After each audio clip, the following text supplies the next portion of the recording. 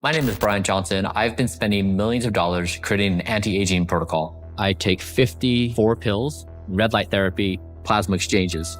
I'm trying to be on the outermost edge of possibility for the science. I really want to have multiple lifetimes with my son. 100 years is not going to be enough. Most people think difficult conversations fall apart because one person has bad arguments.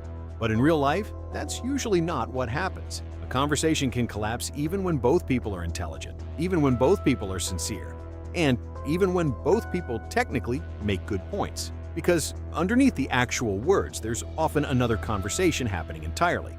And one of the clearest examples of that happened during this debate between Bryan Johnson and Chelsea Godds on Jubilee. My name is Arnold, and welcome to Subtext. Like and follow our channel for more videos like this. Now, on the surface, they're debating health, wealth, and longevity. But underneath the surface, they're really arguing about moral legitimacy, about whether someone who appears insulated from ordinary struggles still has the right to tell other people how to live. And once that emotional frame enters a conversation, almost everything starts getting interpreted differently. Take a look at how Chelsea opens the interaction. It's easy when you're rich to care about not dying. Now, what's interesting is that Chelsea doesn't begin by attacking Bryan's science.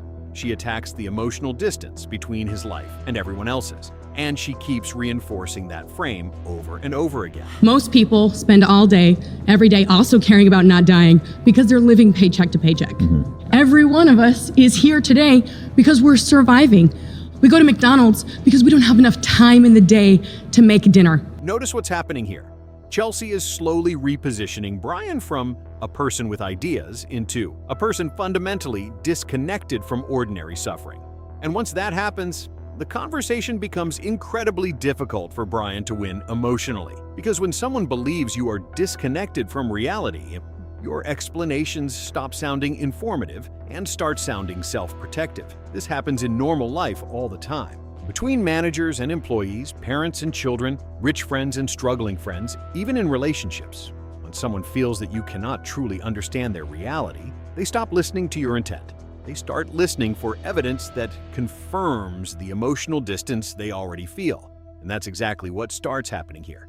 Bryan responds by trying to establish common humanity. I grew up with 4 other siblings, a single mom. I struggled for 14 years with no money whatsoever. I also was chronically depressed for 10 years. Objectively, this is a reasonable response. He's trying to communicate, I understand suffering. I've struggled too.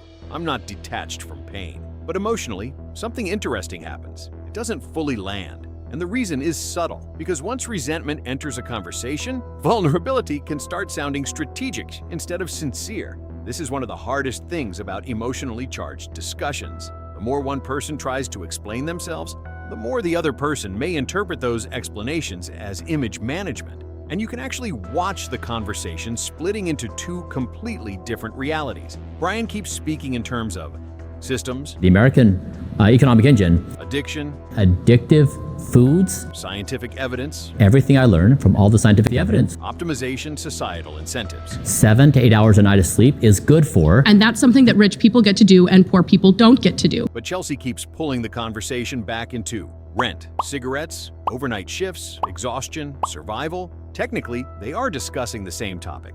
Emotionally, they are living in different worlds. And this is why certain debates feel so frustrating in real life, because many arguments are not actually about facts. They're about whether the other person feels emotionally seen. Think about how many times someone has given you perfectly logical advice at the wrong emotional moment. Just budget better. Just leave the relationship. Just get healthier. Just work harder. Sometimes the advice itself isn't even wrong. But if the person receiving it feels unseen or judged or misunderstood, the advice can feel insulting instead of helpful. That's the emotional wall Bryan keeps running into. And Chelsea makes that wall explicit when she says this. What have you done to change those brutal conditions in society? This is important because now the conversation is no longer, are Bryan's ideas valid? It becomes, has Bryan earned the moral authority to speak about these issues? And once conversations enter the territory of moral legitimacy, facts alone rarely solve the tension.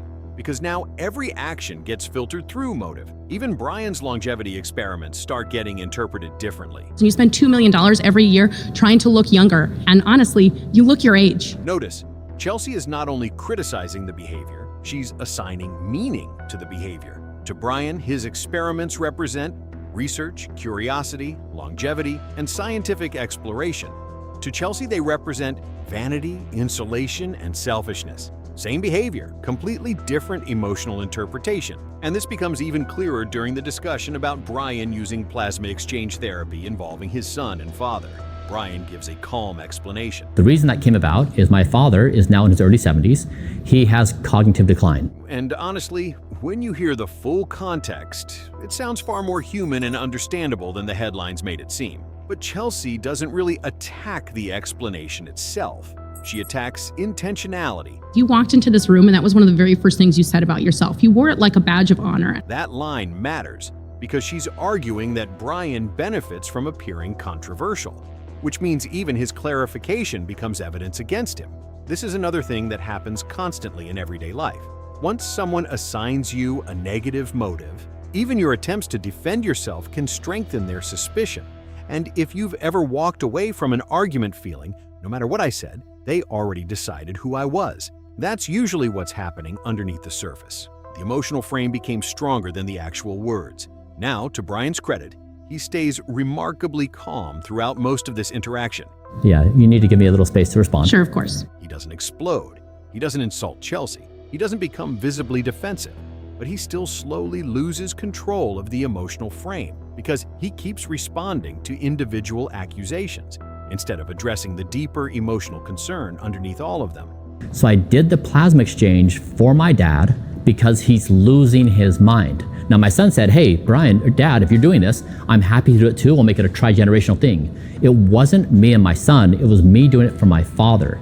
The press, of course, makes headlines of that, and they make you believe that I'm a nefarious actor. That's not the case. And that concern is, you're not one of us anymore. That's the real accusation, not you are factually wrong, but your position in life has separated you from ordinary humanity. And once someone feels that way about you, persuasion becomes incredibly difficult. Not because they can't understand your arguments, but because trust disappeared first. And honestly, this dynamic explains a lot more about modern conversation than people realize.